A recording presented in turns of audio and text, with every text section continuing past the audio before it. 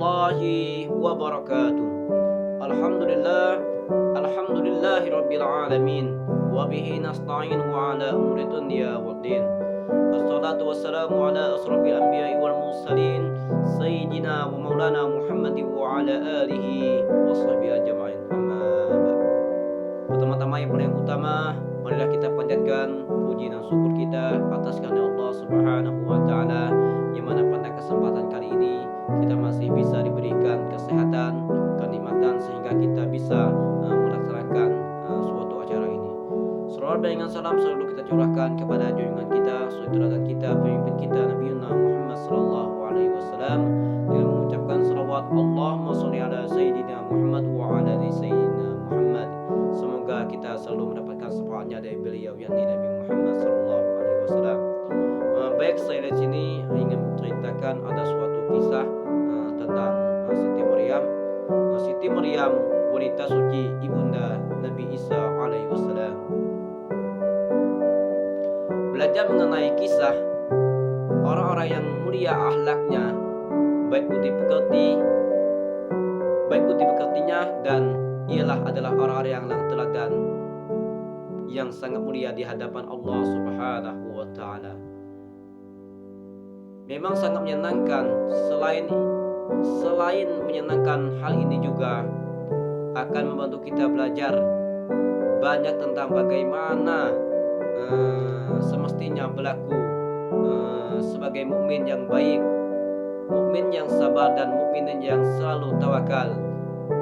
Dari kisah mereka kita bisa mengambil banyak hikmah dari perjalanan hidup mereka. Jika sebelumnya saya membagikan kisah mengenai wanita mulia seperti istri pertama Rasulullah Sallallahu Alaihi Wasallam, yaitu Khadijah, atau wanita cerdas yang juga istri Rasulullah, dan begitu beliau sayang, yakni Aisyah. Kali ini ada lagi seorang wanita mulia yang namanya bahkan menjadi salah satu surah dalam Al-Quran, adalah Siti Maryam. Di dalam Al-Quran dan hadis diriwayatkan bahwa Siti Maryam yang tak lain adalah ibunda Nabi Isa alaihissalam, diriwayatkan sebagai wanita yang suci, mulia, dan ia juga merupakan Ummul Mukminin yang dijamin masuk surga oleh Allah Subhanahu wa taala. Rasulullah sallallahu alaihi wasallam pernah bersabda, pemuka wanita ahli surga ada 4. Yang pertama ialah Maryam bin Imran, yang kedua adalah Fatimah bin Rasulullah sallallahu alaihi wasallam, yang ketiga adalah Khadijah bin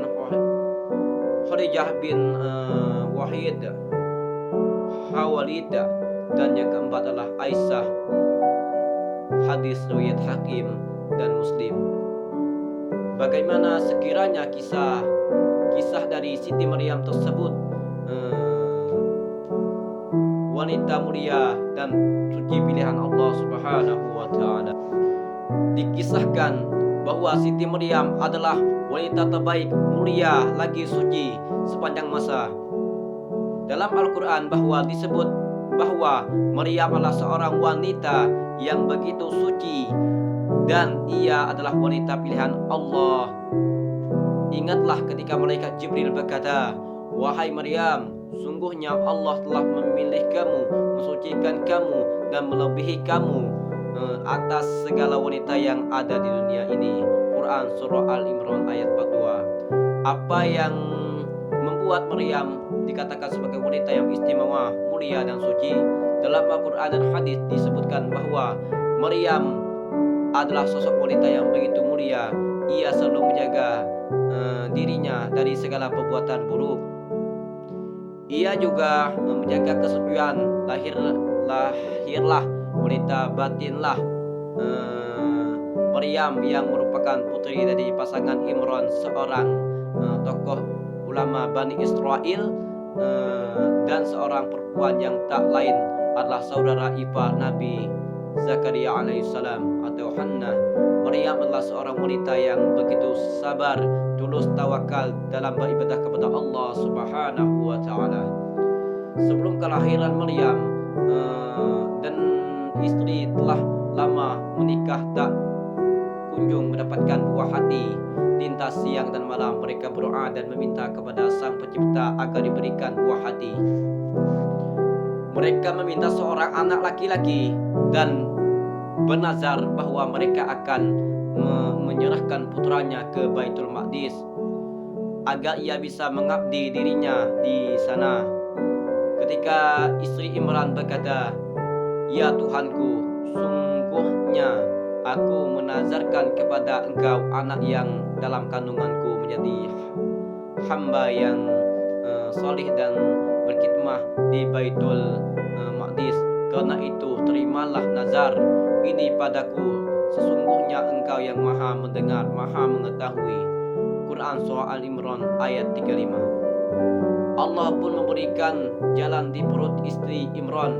Baik Imran maupun sang istri begitu bahagia, sayang, sempat melihat buah hatinya lahir ke dunia. Imran meninggal dunia.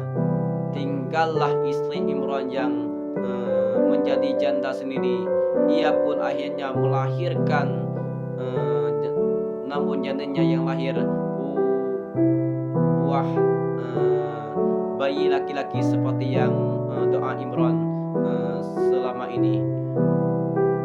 Bayi tersebut adalah bayi perempuan. Apapun dan bagaimana bayinya, Hannah tetap menerima dengan lapang dan merawat dengan sangat baik di jalan Allah.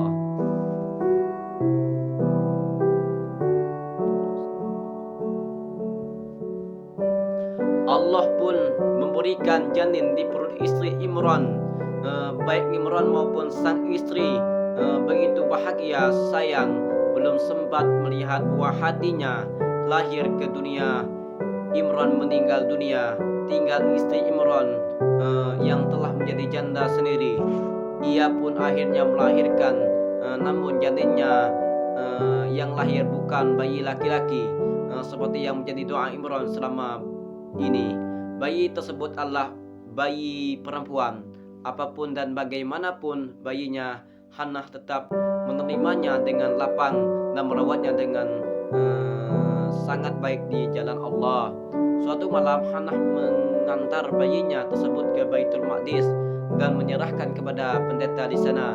Ia mengatakan bahwa ia memenuhi janjinya untuk menyerahkan anaknya kepada Allah agar ia menjadi hamba yang mengabdi diri serta berdakwah di jalan Allah. Di rumah suci Baitul Maqdis, Maryam dirawat oleh sang paman yang tak lain adalah Nabi Zakaria alaihissalam.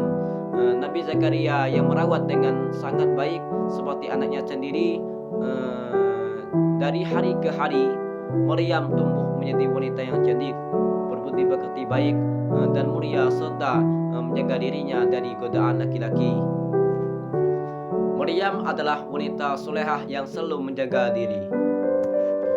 Tumbuh menjadi wanita dewasa yang cantik dan anggun tidak membuat Maryam menjadi tergoda saat dirayu laki-laki.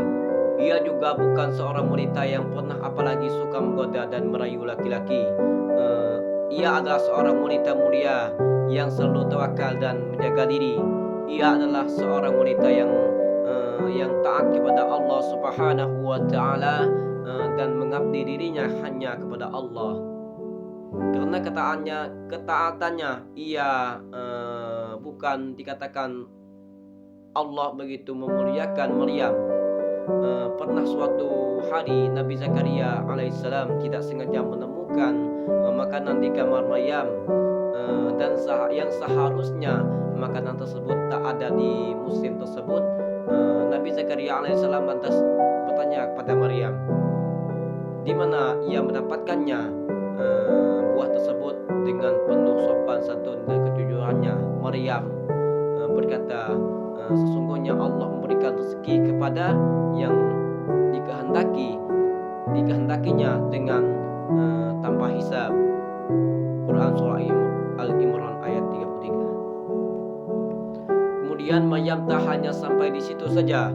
Ia telah menjelma menjadi wanita yang begitu agung di mata Allah. Allah pun lantas meniupkan janin ke perut Maryam. Memang secara rasional hamil tanpa berhubungan badan dan menikah mustahil. Tapi jika Allah telah berkehendak, apa yang awalnya mustahil akan tetap terjadi. Maryam mengandung seorang anak laki-laki yang langsung diberi oleh Allah untuknya.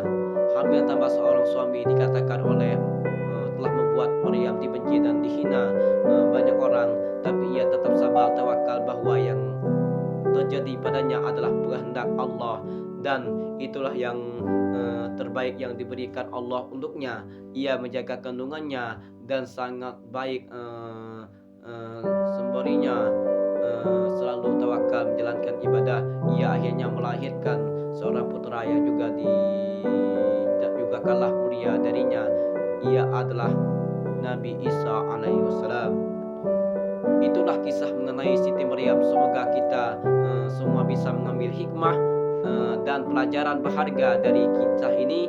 Semoga kita semua bisa berlaku baik dan tawakal, atau setidaknya mau berusaha meladani kemuliaan wanita soleh seperti halnya Maryam ini. Bagi kamu yang tengah menjalankan ibadah salat dengan ibadah-ibadah lain, semoga Allah senantiasa memberikan berkahnya pada kita di bulan-bulan yang berikutnya, yaitu bulan Ramadan. Mungkin hanya ini yang dapat saya sampaikan. Apabila dalam